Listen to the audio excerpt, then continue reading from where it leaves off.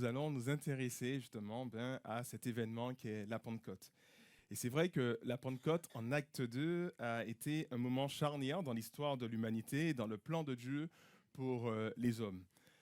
En effet, elle inaugure l'établissement du peuple eschatologique de Dieu, ce peuple eschatologique, c'est-à-dire l'Église, ce peuple eschatologique, à savoir le peuple des derniers temps, l'Église. Et le signe distinctif d'appartenance à ce nouveau peuple n'est plus extérieur, c'est-à-dire faire partie du peuple juif, mais intérieur. C'est par l'obtention de l'Esprit de Dieu. Ainsi, un tri a été fait au sein d'Israël. Ce ne seront pas tous les descendants d'Abraham qui feront partie du peuple de Dieu, comme cela avait déjà été annoncé par les prophètes, mais seulement ceux qui auront cru à l'œuvre rédemptrice du Messie, c'est-à-dire Jésus-Christ. Alors cet événement en acte 2 laisse entrevoir également l'ouverture de la communauté de Dieu aux païens, aux personnes non juives. En effet, la possibilité de louer Dieu à travers les langues non juives par les disciples laisse pressentir que Dieu souhaite réunir au sein de son peuple des hommes, des femmes, de toute nation, de toute langue, et qui seront tous baptisés par le Saint-Esprit. Les nations sont donc au bénéfice des bénédictions de Dieu, comme cela avait été annoncé à Abraham dans Genèse 12.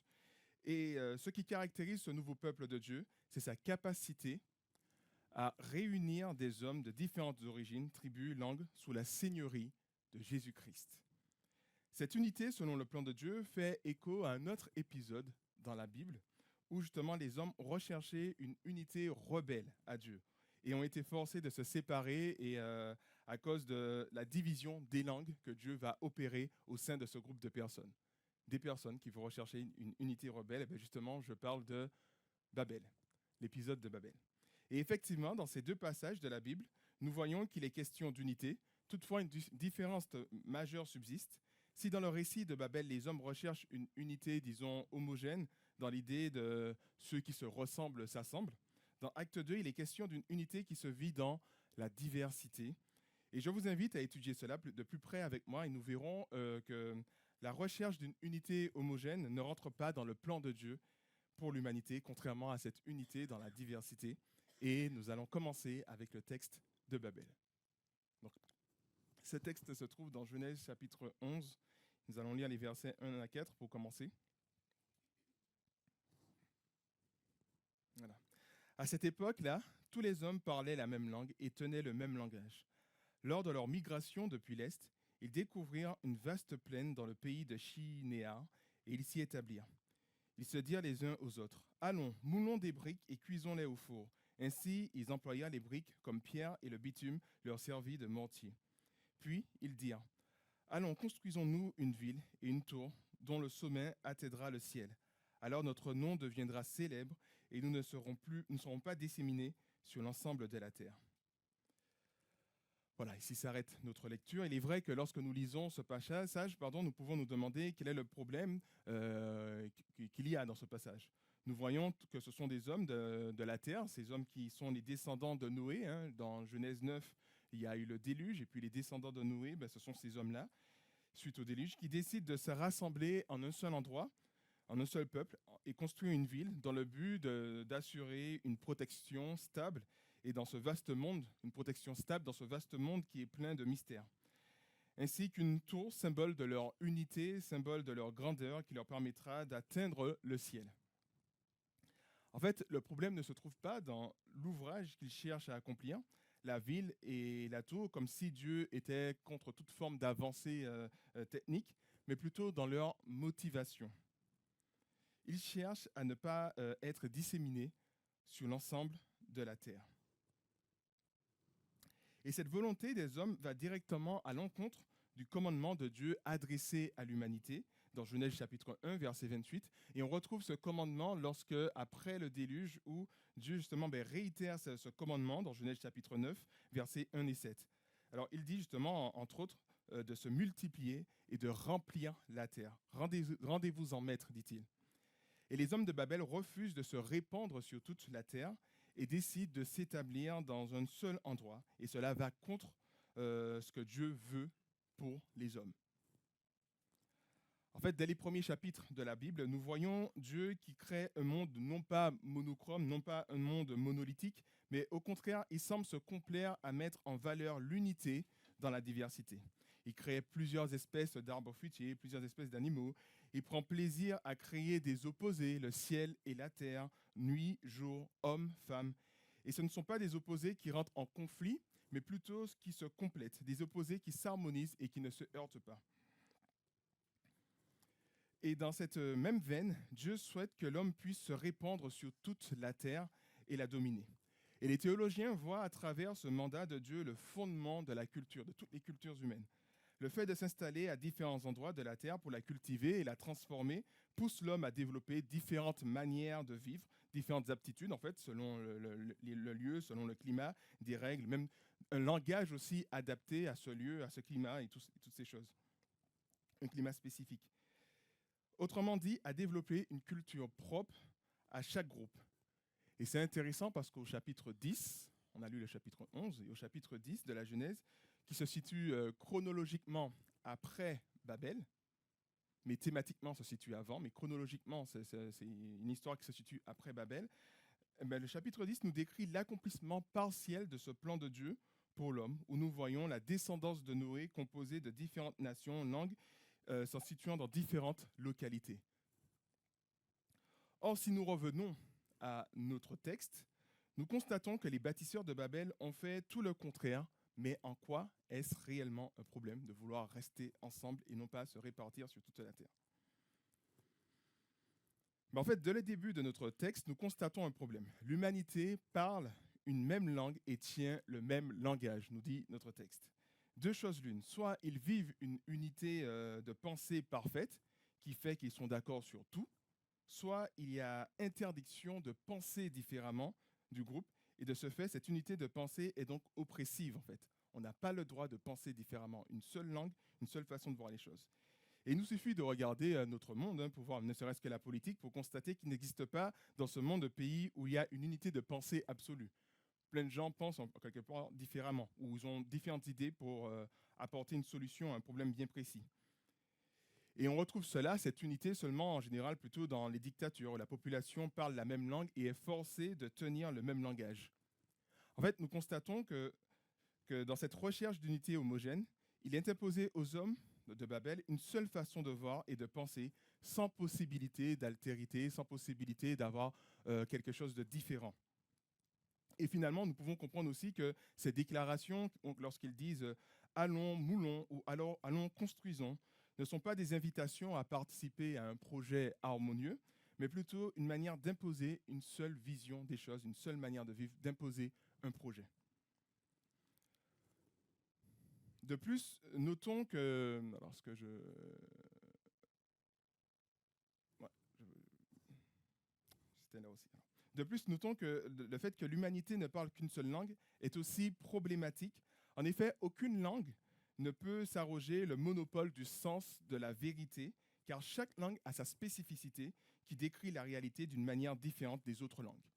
C'est pour cela que les traductions sont bien souvent insuffisantes. Chaque langue a sa spécificité, sa façon de dire les choses, sa façon, ne serait-ce que de décrire le monde. Et de ce fait, si vous parlez d'autres langues, peut-être que vous avez déjà remarqué cela. Et de ce fait, il est difficile de traduire une langue dans une autre langue. Car chaque langue ne révèle qu'une part du mystère de notre monde, en fait. Puisque chaque langue a vraiment sa spécificité. Alors, pour illustrer tout ça, en français, il n'existe que quelques mots pour décrire la neige. Okay, et dans la langue inuktitut, parlée par les peuples inuits du Canada, qui vivent dans un climat polaire, il existe une multitude de mots pour décrire différents types de neige. Voilà, la neige pour puiser de l'eau, la neige sur le sol, la neige qui tombe, et ainsi de suite. Ils ont une multitude de mots pour parler spécifiquement de la neige. Ce qui peut rendre finalement une traduction compliquée lorsqu'on veut traduire de cette langue-là au français, parce qu'on n'aura pas les mêmes termes, on n'a pas les mêmes choses. Et justement, dans ce climat, dans ce monde polaire, en fait, ils ont développé un langage, ils ont développé une façon de parler qui était en accord avec leur culture, en accord avec les circonstances, là où ils étaient. Et donc, finalement, les langues ont une richesse et permettent de décrire un peu le monde d'une manière de différentes facettes, en fait, de différentes manières de présenter le monde.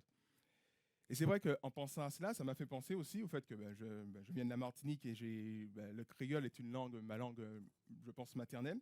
Et ce qu'il y a de beau dans le créole, et peut-être que Sylviane pourra confirmer, je ne sais pas, mais bon, ce que j'aime en tout cas dans le créole, c'est que c'est une langue qui parle à nos émotions, c'est une langue qui se veut très imagée, en fait, dans sa façon de s'exprimer, dans sa façon de dire les choses.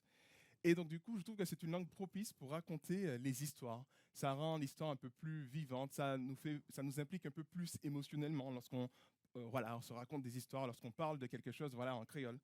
Et je me rappelle que, bon, il y a des années de cela, lorsque ma belle-sœur, qui est allemande, est venue en Martinique, justement, elle parlait français, mais elle ne parlait pas, en tout cas, elle ne comprenait pas encore le créole. Et de ce fait, lorsqu'on se retrouvait en famille, on était obligé de parler uniquement en français. Et c'est vrai qu'on a constaté que qu'on perdait quelque chose. Et il y avait une petite frustration se disant que, ouais, mais de telle sorte qu'à des moments, on sentait la nécessité de repasser au créole pour dire la chose, quitte à traduire après, pour bien transmettre l'idée qu'on voulait partager, parce qu'on réalisait que le français ne nous aidait pas à cela, en fait. Et ça nous montre, en fait, par là, que les langues et les cultures nous enseignent une chose fondamentale. Nous avons besoin de l'autre, nous avons besoin de celui qui est différent pour appréhender dans sa globalité les richesses de notre monde. Une culture qui se renferme sur elle-même tombera dans un appauvrissement intellectuel et risque de mourir d'inanation. Inanation, de mourir de faim en fait. De mourir de faim, pourquoi? Parce que quelque part, on s'enrichit en côtoyant l'autre, en côtoyant celui qui pense différemment de nous, en côtoyant celui qui a, oui, cette culture aussi différente, ça nous permet aussi de nous enrichir. D'où l'adage qui dit voyager ouvre l'esprit. Alors nous constatons que par ce refus de se répandre sur toute la terre, l'humanité de Babel, à cause d'une homogénéité exacerbée, risquait de mourir d'asphyxie, car ce monde a été créé pour vivre l'unité dans la diversité, dans la dépendance des uns et des autres. Pas ce côté, encore une fois, monolithique, mais ce côté divers. Et on peut penser, par exemple, à un écosystème. On n'a qu'à supprimer une espèce d'animal, par exemple, dans un écosystème, et c'est tout l'écosystème qui peut être en danger. On voit qu'il y a un équilibre dans ce monde, on voit qu'on dépend des uns et des autres, et voilà. Et cela s'applique aussi chez les êtres humains. Cela dit, le problème des bâtisseurs n'est pas uniquement social, comme j'ai essayé de le montrer, à travers les langues, à travers cette oppression, à travers ce manque de diversité, mais comme nous le verrons, c'est aussi un problème spirituel. Les hommes recherchent une indépendance vis-à-vis de Dieu. Alors j'ai noté quelques points, quelques éléments qui soulignent cela. Je ne serai pas exhaustif, je voulais juste les présenter comme cela. Donc dans un premier temps, je vois une fuite de la présence de Dieu. Ils refusent d'être dans la présence de Dieu. Et ce qui fait remarquer cela, en fait, ce sont surtout les commentateurs qui nous font remarquer que leur migration vers l'Est, au verset 2, n'est pas à une signification. Parce qu'on peut voir à travers cela un écho du départ d'Adam et Ève. Adam et Ève sont partis aussi à l'est du Jardin d'Éden. Et ensuite, lorsque Caïn a tué son frère Abel, il va partir aussi à l'est du lieu où il était. Et c'est comme si ce départ vers l'est est synonyme quelque part de fuite de la présence de Dieu. La présence de Dieu dans l'Éden, ils partent vers l'est. La présence de Dieu dans là où Caïn était avec son frère Abel et sa famille, et il part aussi vers l'est parce qu'il a été chassé par Dieu. Et là, on voit aussi le même mécanisme où les bâtisseurs vont en direction de l'Est. Et donc, du coup, les commentateurs pensent que ça peut être déjà un signe d'une volonté de rechercher une indépendance vis-à-vis de Dieu. On voit aussi une volonté de prospérer sans Dieu, puisque là, j'ai pris une autre version d'un autre texte, j'ai pris la version de NBS, Nouvelle Bible Seconde, qui est un peu plus littérale, et elle dit « Faisons-nous un nom » dans cette version. « Faisons-nous un nom afin que nous ne dispersions pas sur toute la terre. » Faisons-nous un nom. Et c'est vrai que dans la pensée biblique, nommer quelque chose, c'est avoir autorité sur cette dernière. Dans Genèse chapitre 1, Dieu nomme systématiquement les éléments qu'il crée. Et lorsqu'il donne ce mandat de domination sur la création, il invite aussi Adam à nommer les animaux. On voit par exemple que Dieu va nommer Abraham. Il s'appelait Abram, il va changer en Abraham. Il va nommer aussi Jacob, où il va l'appeler Israël.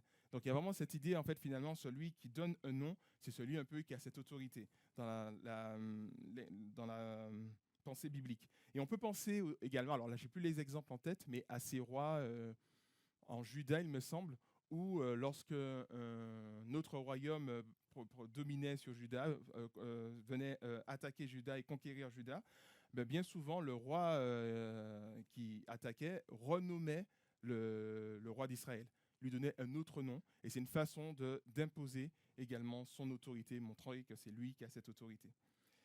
Dans notre passage, nous voyons que eux, ils veulent se nommer eux-mêmes, ils veulent créer leur propre nom à eux-mêmes. Donc c'est un peu dans le sens de vouloir prospérer, de vouloir grandir, de vouloir se développer, mais dans une forme d'indépendance vis-à-vis de Dieu. Et puis on peut aussi faire le lien avec Abraham où Dieu lui dit que je vais rendre ton nom glorieux, alors que c'est eux par eux-mêmes, ils veulent rendre leur nom par leur propre force glorieux. Et puis enfin, un autre point que j'ai retenu dans ce passage, c'est un salut par les œuvres, ils vont dire, allons, construisons-nous une ville et une tour dont le sommet atteindra le ciel. Et semble-t-il, à travers cette entreprise, les hommes espéraient atteindre Dieu, atteindre le paradis quelque part, par leur propre force, par leurs propres moyens. Et cette tour est, autrement dit, finalement, une tentative du salut par les œuvres. En fait, c'est de quitter ce monde abîmé pour atteindre la perfection, atteindre Dieu par l'unité, par la force, par le travail en groupe. Donc ainsi, on voit cette recherche d'indépendance vis-à-vis de Dieu, déjà en s'éloignant de sa présence, en recherchant à prospérer par leurs propres moyens et en recherchant un salut par leurs propres œuvres, en fait. Et voyant l'outrecuidance de cette humanité à travers ce projet destructeur, Dieu décide donc d'intervenir. Il voit un peuple orgueilleux, plus qu'orgueilleux, suffisant, et Dieu décide d'intervenir. Alors lisons la suite de notre passage. L'Éternel descendit pour voir la ville et la tour que les hommes construisaient. Il dit alors, ils forment un seul peuple, parlant tous la même langue, et voilà ce qu'ils ont entrepris de faire. Maintenant, quel que soit leur projet, rien ne les empêchera de les réaliser. Allons, descendons et brouillons là leur langue pour qu'ils ne se comprennent plus entre eux. Et l'Éternel les dissémina, loin sur toute la terre. Ils cessèrent donc la construction de la ville. C'est pourquoi on l'appela Babel, parce que là, l'Éternel avait confondu le langage des hommes de toute la terre. Et c'est de là qu'il les a dispersés sur toute la terre. Alors on peut imaginer, ou on peut prêter à l'intervention de Dieu des motivations égoïstes lorsqu'on lit ce passage d'une manière critique, pour arrêter une entreprise des hommes qui était, en fait, cette entreprise était dangereuse pour lui, en fait. Il voit qu'il y a un danger, donc du coup, il vient diviser les hommes pour qu'ils puissent garder sa position. Mais en réalité, on voit plutôt que c'est un acte de grâce. Dieu vient mettre fin à la première tentative d'une nation totalitaire dans l'histoire de l'humanité, afin de limiter les dégâts qu'engendre ce genre de domination, en fait. Donc il vient mettre fin à cela. De plus, on peut noter aussi l'ironie qu'on peut distinguer, qu'on peut voir dans cette histoire, où Dieu est obligé de descendre pour voir cette tour dérisoire, montrant par là que ce projet n'était en aucun cas un danger pour lui, puisqu'il devait descendre pour voir de plus près cette tour que ces hommes essayaient de construire en pensant pouvoir atteindre Dieu. Et puis, peut-être une petite parenthèse par rapport à cela. En fait, il faut bien comprendre que lorsqu'on dit que Dieu est au ciel, certainement vous le savez déjà, ça ne veut pas dire que Dieu est pleinement au ciel, c'est-à-dire à un certain nombre de kilomètres au-dessus de nous en altitude. On le sait très bien, mais ce sont bien souvent, lorsqu'on veut parler de quelque chose qui n'est pas tangible, quelque chose qu'on ne peut pas toucher, on va utiliser des images pour présenter cette chose. Lorsque quelqu'un dit, par exemple, que tu m'as brisé le cœur, ça ne veut pas dire que le cœur est réellement en 1000 morceaux, mais c'est une façon de parler de quelque chose, de sentiment qu'on ne peut pas toucher, qu'on ne peut pas palper comme quelque chose de tangible. Et donc, du coup, on utilise des images. De la même manière aussi, dans la Bible, il y a beaucoup d'images aussi qui parlent de Dieu, qui parlent par exemple de Dieu qui est au ciel. On sait que Dieu n'est pas au ciel à proprement parler dans notre espace, mais qu'il est dans un autre monde, par exemple. Et donc, quand Dieu descend, il ne faut pas comprendre cela littéralement comme si que Dieu devait réellement descendre. Mais l'auteur utilise cette image-là pour montrer justement l'ironie de la chose, qu'eux, ils étaient totalement éloignés de Dieu et que leur projet ne pouvait atteindre Dieu. Donc voilà, c'est juste une petite parenthèse par rapport à ça. Donc en tout cas, quoi qu'il en soit, ils décident de confondre leur langue, Dieu en tout cas, afin d'arrêter la construction de la tour et de disséminer les hommes dans le monde.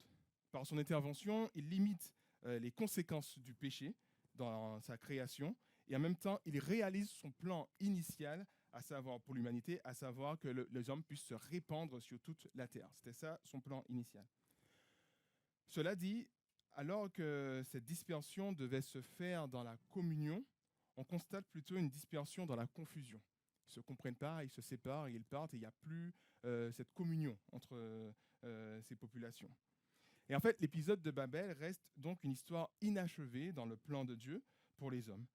Elle est laissée un peu en suspens. On se dit que ce n'est pas ce que Dieu voulait fondamentalement, mais c'est déjà une première étape où les hommes vont se répandre sur toute la terre. Et c'est vrai que même si elle est laissée en suspens, on sait que, déjà à travers le chapitre 12, que Dieu a un projet pour l'humanité, il veut bénir l'humanité, et de ce fait, on sait que ce projet n'est pas terminé.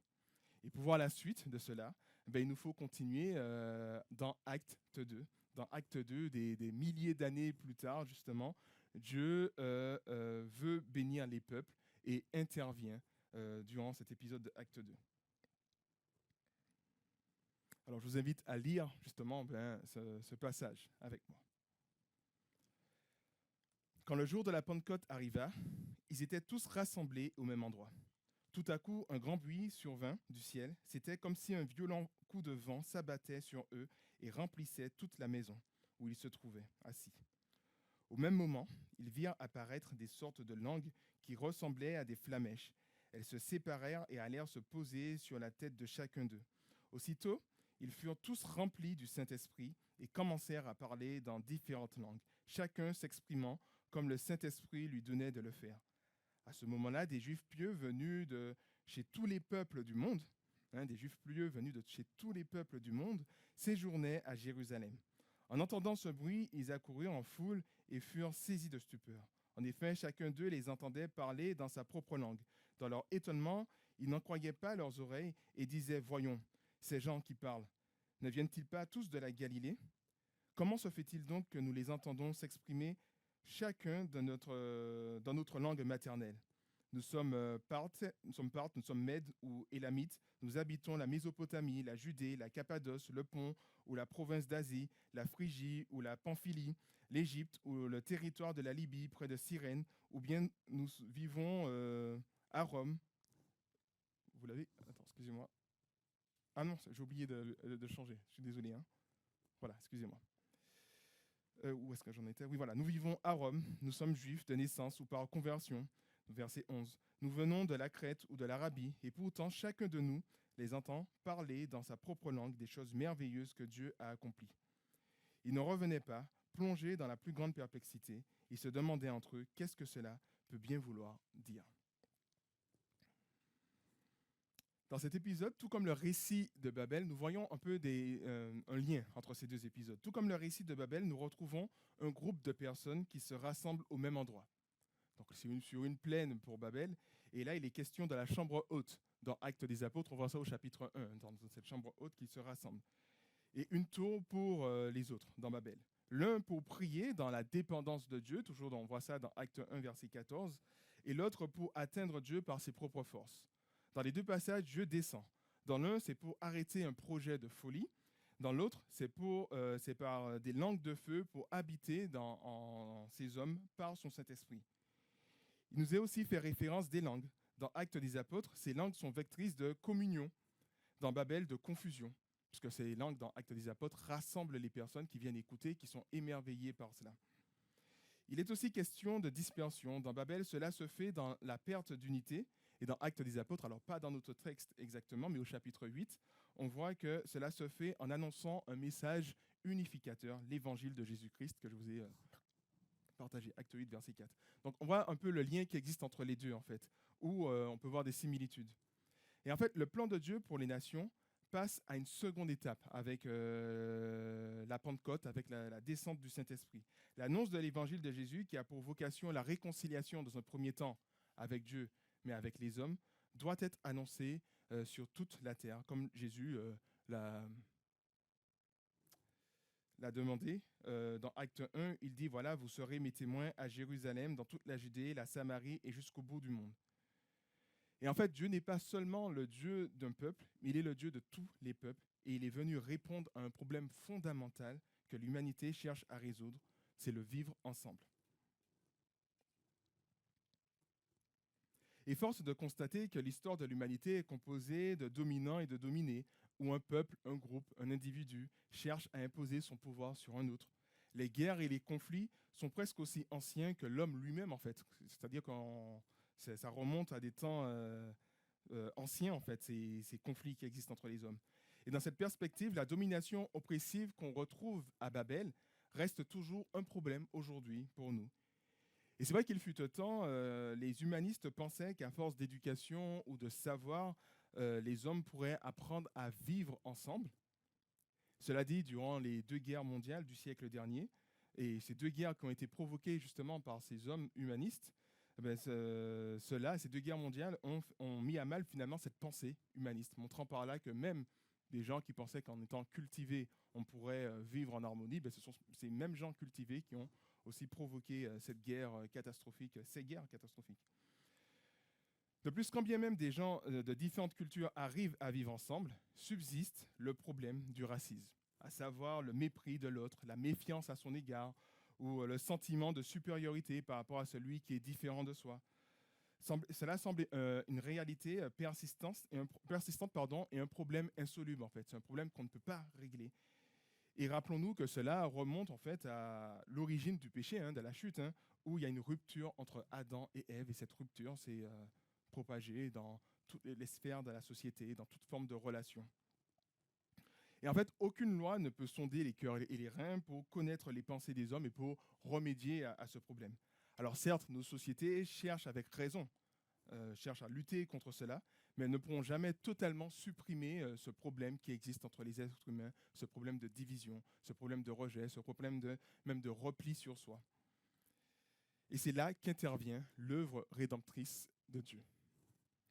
Plutôt que de chercher une unité dans l'homogénéité, comme cela s'est fait à Babel, comme cela est une tentation encore pour nous aujourd'hui de nous replier sur nous-mêmes, rester avec ceux qui nous ressemblent, ceux qui pensent comme nous, ceux qui ont la même culture que nous, parce qu'on se sent peut-être plus à l'aise avec ces personnes. Dieu a toujours eu en vue une unité dans la diversité pour les hommes. Cette diversité se voit dans sa création et nous rappelle qu'aucune culture n'a le monopole du savoir ou de la connaissance, mais que cet ensemble, en vivant en harmonie avec celui, en tout cas, qui est différent, que nous pourrons avoir une meilleure appréciation de la création de Dieu, de ses subtilités. Et à cet égard, ça m'a fait penser à C.S. Lewis, qui, je crois que je l'avais déjà cité, qui nous rappelle qu'on a besoin de l'autre pour mieux connaître, par exemple, un ami. Ce qu'il dit par là, en gros, c'est-à-dire que vous avez peut-être une relation avec un ami, mais c'est une relation qui tourne autour peut-être d'un seul thème, d'un seul contexte, par exemple. Mais c'est lorsque vous voyez, par exemple, cet ami fréquenter d'autres personnes que vous découvrez d'autres facettes de sa personnalité.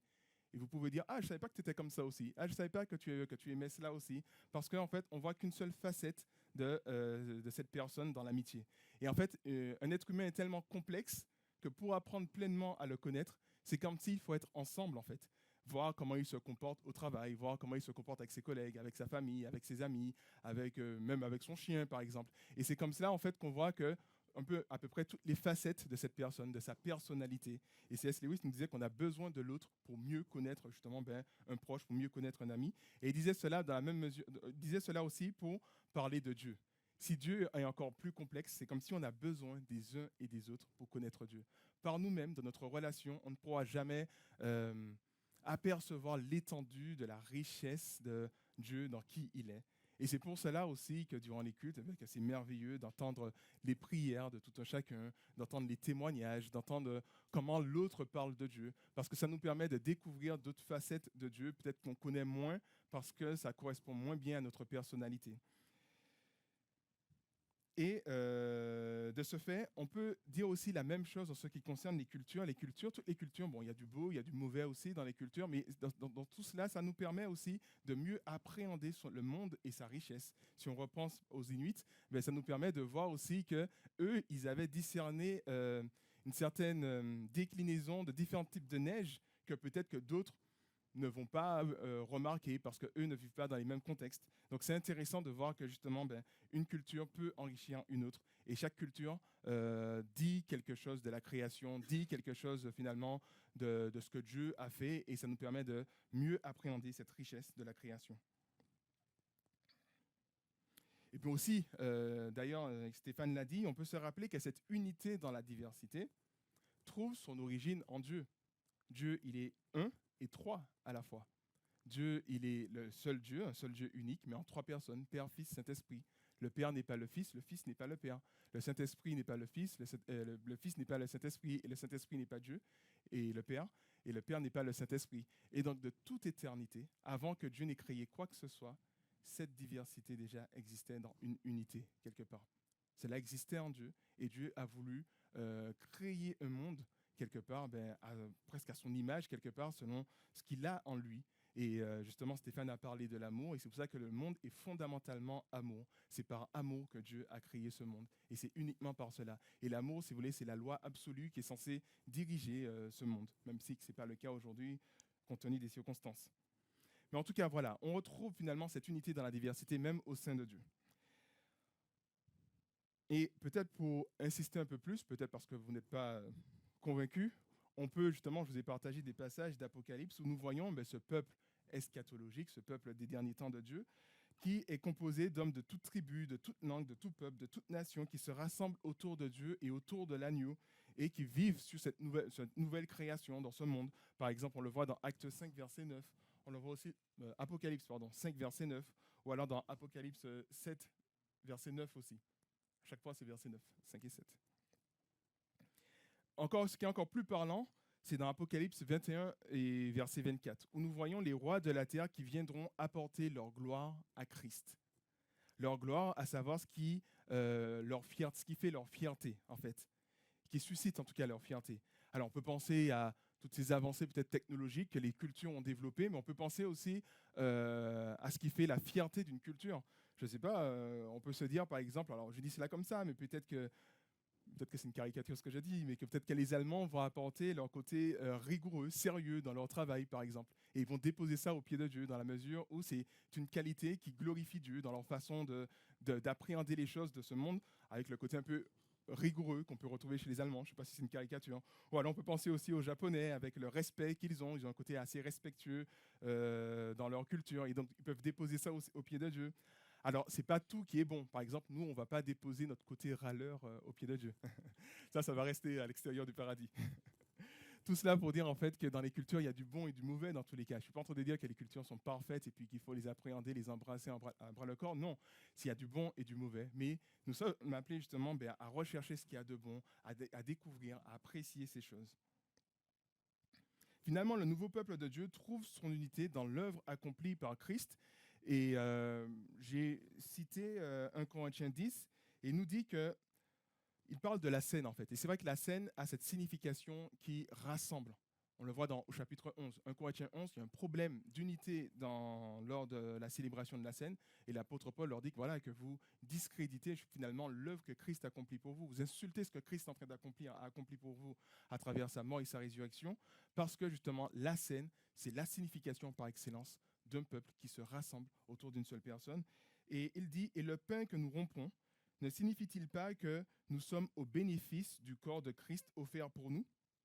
Comme il n'y a qu'un seul pain, nous tous, malgré notre grand nombre, malgré notre multitude, malgré notre diversité, nous ne formons qu'un seul corps, puisque nous partageons entre tous ce pain unique.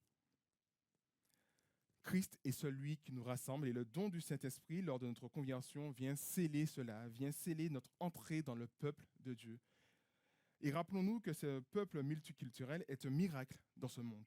C'est un miracle parce qu'il a fallu pour que cela puisse émerger, puisse arriver, puisque je vous l'ai dit, qu'en tout temps, les hommes ont essayé de vivre ensemble, et on voit que c'est plutôt des guerres, des conflits, et ça, c'est à tous les niveaux, que ce soit au niveau des peuples, que ce soit au niveau des quartiers, que ce soit au niveau des villes. Je pense même, en tant que Martiniquais, je sais qu'il y a une petite guerre avec les Guadeloupéens des fois. Alors qu'on se ressemble, on est quasiment le même peuple, mais il y a quand même une petite guerre entre nous. Et cela va même au sein des familles, cette division qui existe, ce rejet de l'autre, et on essaye de se rapprocher de celui qui nous ressemble. Et on voit que finalement, ça semble être une tâche presque impossible quelque part pour nous. Et justement, l'Église est le miracle que Dieu opère dans ce monde. L'Église a surgi suite au fait que Jésus-Christ soit venu dans ce monde. Il a accepté de mourir sur la croix. Il a fallu que le sang de Dieu puisse couler pour que l'Église, ce rassemblement un peu alien, un peu extraterrestre, un peu qui ne ressemble pas à ce que nous pouvons vivre sur Terre, ben, il a fallu que Dieu vienne dans ce monde pour que l'Église puisse émerger, puisse apparaître et qu'on puisse vivre cette unité dans l'esprit, cette unité en Christ, dans une diversité de cultures, une diversité d'horizons, une diversité de langues, sans qu'il y ait animosité, sans qu'il y ait mépris, sans qu'il y ait rejet. Oui, Jésus-Christ a détruit les barrières qui nous séparaient de Dieu, mais la barrière aussi qui nous séparait de nous aussi, entre nous aussi, ce conflit qui existait entre nous.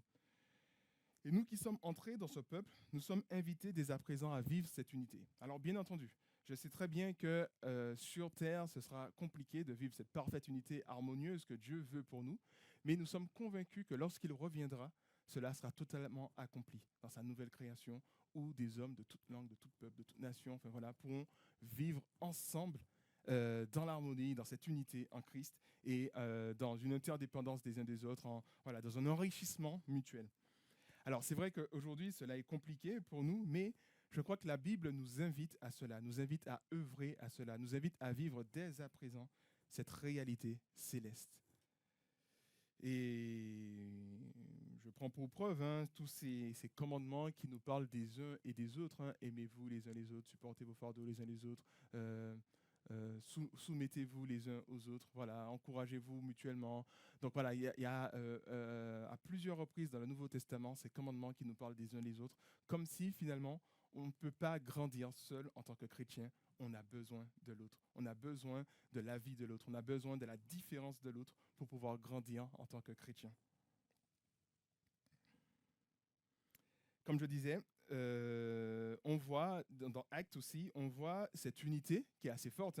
Acte 2, ils se rassemblent tous les jours pour prier et manger ensemble, rompre le pain ensemble. Voilà, il y avait vraiment cette unité. Ils allaient même jusqu'à vendre leurs biens pour partager entre eux, pour que ceux qui sont dans le besoin puissent vivre correctement. Donc il y avait une unité qui était très forte, mais en même temps, on voyait aussi des difficultés. Acte 6, des difficultés entre les Juifs d'Israël et puis les Juifs de la diaspora, où il y avait un déséquilibre dans le partage de distribution de tables. Dans Acte 15, il me semble, c'est le problème avec les païens. Une sorte, les Juifs chrétiens ont du mal à collaborer avec des païens chrétiens. Et donc, du coup, ça crée aussi des conflits, des difficultés. Donc, on voit à travers cela que ce n'est pas le monde des bisounours, qu'il y a quand même des difficultés qui existent. Mais à chaque fois, on voit que les apôtres cherchent à apporter des solutions, guidés par le Saint-Esprit, guidés par la sagesse de Dieu, pour apporter des solutions. Et Dieu nous invite aussi à nous engager, à vivre l'Église, à ne pas vivre une vie d'Église, disons, superficielle, mais une vie profonde, une vraie communion fraternelle. Je crois que Dieu prend vraiment plaisir lorsqu'il voit son peuple, divers quelque part, se rassembler pour un culte, mais se rassembler aussi autour de repas, se rassembler pour juste simplement passer du temps ensemble. Lorsque son peuple se rassemble, il est content et il est fier de cela parce qu'il voit que c'est pour cela qu'il a œuvré. C'est pour ça que Jésus-Christ est venu, pour créer cette unité au sein de l'humanité. Nous sommes ce nouveau peuple de Dieu divers et nous sommes appelés à ne pas vivre en périphérique de l'Église, mais à pleinement vivre justement cette communion fraternelle, vivre la vie d'Église dans toutes ses dimensions. Et c'est comme cela aussi qu'on glorifie Dieu. C'est comme cela aussi qu'on commence déjà à vivre les réalités célestes, les réalités à venir. Lorsque Jésus reviendra pour instaurer une paix parfaite sur la terre, on commence déjà à vivre ces réalités dans l'Église.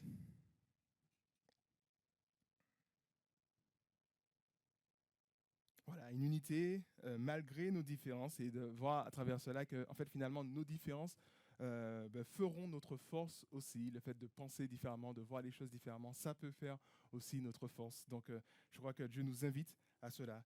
Et en conclusion, la Pentecôte nous rappelle donc que le miracle opéré par Dieu, nous rappelle ce miracle opéré par Dieu en constituant un peuple uni et tout en étant divers.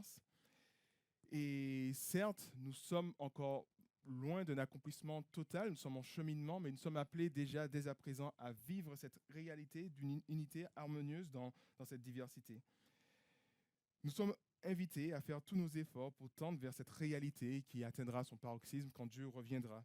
Et je crois que nous sommes aussi invités à être dans la reconnaissance, à être dans l'émerveillement de ce projet extraordinaire, Les hommes ont pensé à ce projet, ils ont essayé de le mettre en place, Dieu l'a réalisé et vous êtes en train de œuvrer pour cela. Vous êtes en train de œuvrer pour créer cette unité, cette harmonie, cette paix dans ce monde à travers justement l'Église, ce nouveau peuple de Dieu constitué de toute nation, de toute langue. Et justement, la Pentecôte nous rappelle cette réalité, nous rappelle ce que Dieu a accompli pour l'homme, nous rappelle le plan de Dieu pour l'homme, nous rappelle que Dieu est le Dieu des nations. Il est le Dieu de tous les peuples et il veut rassembler tous les peuples. Je vous propose de prier.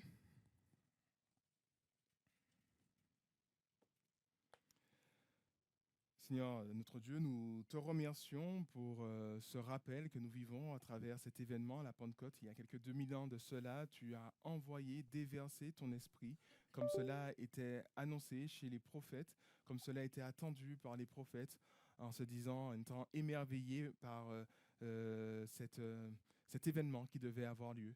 Et aujourd'hui, Seigneur, nous sommes au bénéfice de cela et nous voulons vraiment vivre cela dans la reconnaissance, nous rappeler que c'est un don, un cadeau extraordinaire que tu as fait à l'humanité en permettant à l'Église d'apparaître, l'Église d'émerger, et un cadeau encore plus grand de faire en sorte que nous puissions entrer dans ce projet, que nous puissions entrer dans ce plan que tu as pour l'humanité et participer à cette harmonie, à participer à cette entente fraternelle, profonde que tu veux, Seigneur, pour ton peuple. Donc je te prie vraiment, Seigneur, que tu puisses nous aider à prendre conscience de cela, prendre conscience que nous ne sommes pas sauvés individuellement, mais nous sommes sauvés en tant que peuple pour faire partie d'un peuple et s'intégrer, participer, vivre activement, en tout cas, la vie de ce peuple. Donc que tu puisses nous aider à cela, que tu puisses nous aider à dépasser nos frontières, dépasser nos barrières, dépasser les choses peut-être qui viendraient mettre obstacle à cette communion fraternelle, et que tu puisses aider l'Église de plaisir à pleinement vivre, oui, cette communion fraternelle, et que tu puisses aider l'Église de plaisir à grandir dans l'amour des uns et des autres. Je pense à l'apôtre Pierre qui a dit à plusieurs reprises dans son épître, aimez-vous ardemment les uns les autres. Aimez-vous ardemment les uns les autres. C'est ce que tu attends de nous, Seigneur, que nous ne puissions pas simplement nous aimer, nous apprécier, mais nous aimer ardemment les uns et les autres. Seigneur, ce projet est magnifique, ce projet est extraordinaire et nous voulons entrer dans ce projet, nous voulons contribuer à la propagation de ce projet, à la progression de ce projet. Donc, viens nous aider à pleinement vivre, Seigneur, cette communion que tu attends pour ton Église. Je t'ai prié au nom de Jésus, c'est pour ta gloire. Amen.